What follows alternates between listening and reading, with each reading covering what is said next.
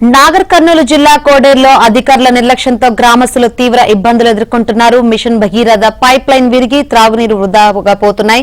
Pipe లైన్లు leak అవుతున్నాయని ఎన్నిసార్లు ఫిర్యాదు చేసినా అధికారులు పట్టించుకోలేదని గ్రామస్తులు తెలిపారు. పైప్ లైన్ లీకేజీలతో తాగునీరు సమస్యలు వస్తున్నాయని ఆవేదన వ్యక్తం చేశారు. గతంలో కలుషితమైన మిషన్ భగీరథ నీరు తాకి పలువురు ప్రాణాలు కోల్పోయారని ఆరోపించారు. ఇప్పటికైనా అధికారులు స్పందించి పైప్ లైన్లకు మరమ్మతులు చేయించాలని గ్రామస్తులు డిమాండ్ చేస్తున్నారు. మెసేజ్ పెట్టిపోయింది నేను తీసుకుని